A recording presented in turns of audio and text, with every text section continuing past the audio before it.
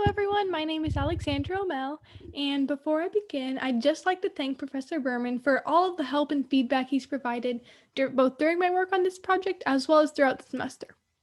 Now, today I'm going to be talking with you about controlling the narrative, and more specifically, we'll be discussing the prevalence of this worldview and the ultimate effect that it has upon us. So let's get right into it. Now, before we do anything else, we have to define the term controlling the narrative. As author Michael Wolff puts it, this term simply means telling it your way.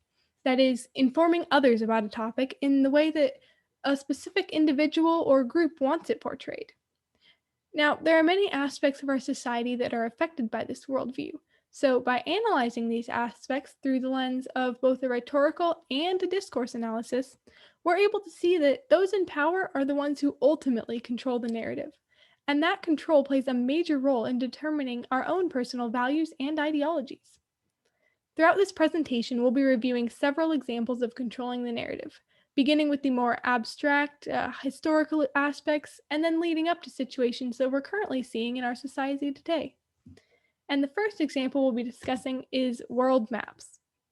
Now, most of us have seen a world map hanging on the wall of our history classroom, and it's likely that this map was created using the Mercator projection, which is the most commonly seen representation. A projection is exactly what it sounds like. It's when a picture of the Earth is projected onto a flat 2D map. Now, as you can see in this picture here, you can think of the Mercator projection being created by wrapping a piece of paper around the world so that it touches it exactly at the equator, and then stretching out the rest of the world to fit onto that piece of paper. However, the resulting map is not a perfectly accurate representation, and instead, this projection causes countries closer to the poles to appear larger, while countries near the equator appear smaller, and as a result, developed countries like the US, Canada, and several European countries are made to appear larger, while the opposite is true for developing countries like those in Africa and parts of South America. We can see that here, where on this map, where the light blue is the world as portrayed by the Mercator projection, while the dark blue is the actual size of these countries. With the Mercator projection, Greenland alone is larger than the entire continent of Africa, when in reality, Africa is large enough to fit the US, China, India, and several other countries within its borders. So, with this increase in size of developed countries comes an increase in their perceived importance. Now, as stated by authors Julie Stoner and others, the largest producers and distributors of world maps are the government agencies of developed countries, meaning that these countries end up inadvertently controlling the narrative by placing their countries at the highest significance, while at the same time diminishing the importance of developing countries in the eyes of the world. Now, I say inadvertently because, as author John Erskine states, it's mathematically impossible for cartographers to preserve the exact size, shape, and position of the world's landmasses all at once. A 2D representation of our three-dimensional world is just that, it's a representation. So, no matter how fair or no matter how accurate cartographers are attempting to be to the truth, the maps they create can just never be without some form of distortion, which inevitably changes the way in which we view the world. Now, moving on from maps, we're now going to discuss major wars, beginning with World War II and the little-known tragedy of the Wilhelm Gustloff. Towards the end of World War II, when Hitler realized that Germany wasn't going to win the war, he finally issued evacuation orders for both soldiers and civilians, transporting them to safety by sea from the advancing Russian troops. The Wilhelm Gustloff, a German cruise ship, as seen in the image on the left, was one of those boats used for transport, and as a cruise ship, its capacity was only about 1,500 people. There were over 10,000 people crammed onto this ship. Shortly after its departure, it was torpedoed by a Russian submarine, and with 10 of the originally 22 lifeboats inoperative, only a little over 1,000 people survived. Now, after reading a book on this topic, I was incredibly surprised that I had never even heard of this tragedy before. So I started asking around, but no one, not even my history teachers, had ever even heard of it. The reason why it's possible for so few to know of this tragedy is that history is written by the victors. After World War II, Germany was depicted as the bad guy. This portrayal came about because Germany lost the war, and as such, they didn't have a say in what the victors claimed about their actions. The winning side was able to control the narrative regarding how Germany as a whole was portrayed. We see something similar happening when it comes to the American Civil War. The South of the 1860s called this war a war of northern aggression, while the North called it a civil war. We call it the Civil War down to our way because, as the victors in this war, the North got to determine the primary narrative, so it was their ideals and their perspectives that we see in our history books to this day. In fact, these history books provide another example of how the narrative can be controlled, as history classes across the US use slightly varied forms of the same textbook in order to appeal to the ideals and values of the members of a certain state.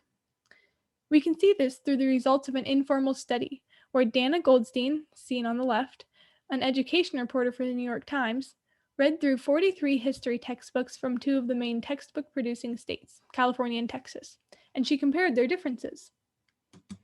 One example of this is seen here.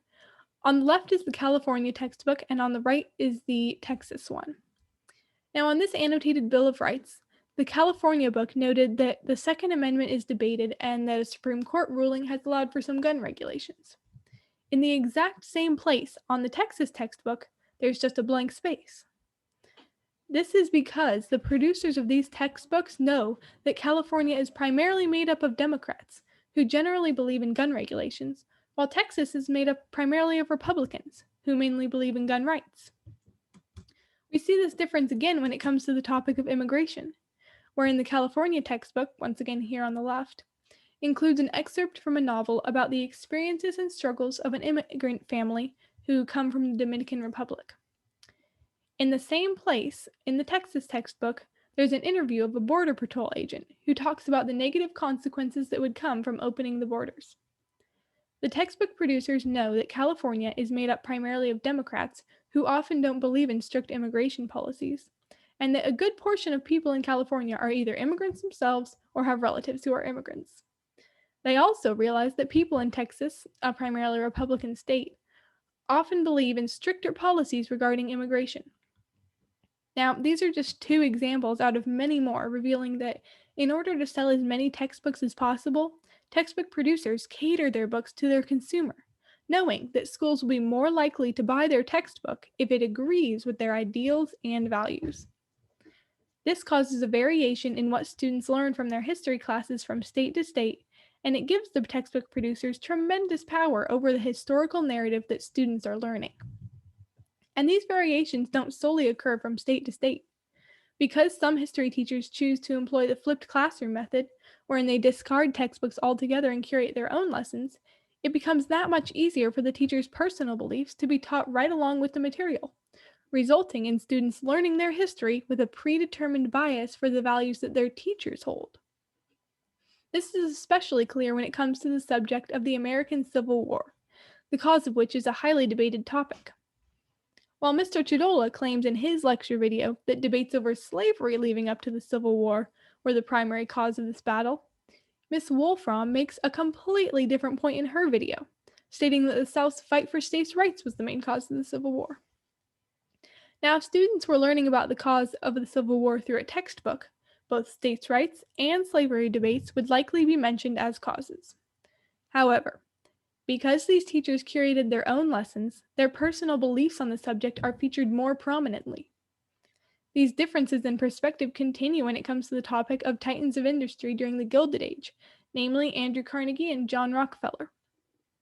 Mrs. Scioli highlights in her lecture video the, and I quote, inspiring rags to riches story of Andrew Carnegie, and she emphasizes how he developed the free enterprise system. In contrast to that, Mr. Shea highlights in his lecture video the criticisms that were made against these two men, namely the wealth inequality between themselves and their workers. Now, although the information that these two teachers present on this topic is generally the same, the manner in which they present this information is drastically different. Because these teachers curate their own lessons, they have the power to teach their own values and ideologies along with the material, thus controlling the narrative and the perspective from which their students learn history. And now we come to a topic that's extremely relevant to today: politicians. They endeavor to use their power to control the narrative surrounding their own personal image in the minds of the public. For example, in 2013, just after being elected as the mayor of New York City, Bill de Blasio's staff released a surprising video wherein his daughter, Chiara de Blasio, revealed her longtime struggle with drug and alcohol abuse. The reason it was surprising was because one of Bill de Blasio's main campaign tactics was to depict himself as having a perfect family. His wife and 2 kids would often go with him on campaigns, give speeches, appear in commercials, and so on. So, revealing that his family wasn't as perfect as he and his campaign team had made it seem could have been a major blow to his popularity. However, he and his team did 3 things to ensure that this reveal not only didn't hurt his image, but actually helped it. First off, the video was posted to YouTube only after his election as mayor, and they did this to ensure that it wouldn't hurt his chances of being elected. Secondly, it was posted on Christmas Eve, a time of year when most people are feeling generous, kind, giving, and this was done so that both citizens and the news would be more likely to have a positive and forgiving response. Third, the video incorporated an outreach for those who struggle with substance abuse into the reveal, knowing that you can't talk negatively about an outreach that's trying to help people to break free from substance abuse. Their attempt to control this narrative that the Americans heard was ultimately successful, as Bill de Blasio and his team were able to use the power that they had to control the perspective from which people viewed his daughter's substance abuse as well as his own political image. Efforts to control the narrative continue to this day, with the CDC controlling the majority of what we hear regarding the current COVID-19 pandemic. We can see this in the abundance of news reports on the pandemic, as most cite the CDC when stating their facts. We have here, the CDC said, CDC recommends, the CDC created, the CDC tells, and there's so many more examples of news articles that cite the CDC when talking about this global pandemic. In fact, when I typed the words "according to the CDC" into a Google search, there were over 400 results for news articles that contained those words within the last 3 months alone. This abundance of CDC sightings within these news reports proves their true power and control over the narrative that people hear regarding the COVID-19 pandemic, and it continues this worldview of controlling the narrative to our society today. So, what do all of these examples have in common? Well, all of these examples serve to control the narrative, and they reveal that it's those with any form of power, from entire countries to local history teachers, who ultimately have the ability to control that narrative. This indicates that those in power are the ones who are able to determine our perspective from which we view that particular subject, meaning that our personal values, ideologies, and implicit biases are shaped by those with power, who control and define that narrative for us all. Here's the list of sources I used in MLA format, and that concludes my presentation. Thank you very much for your time, and if you have any questions, please feel free to ask. Thank you again.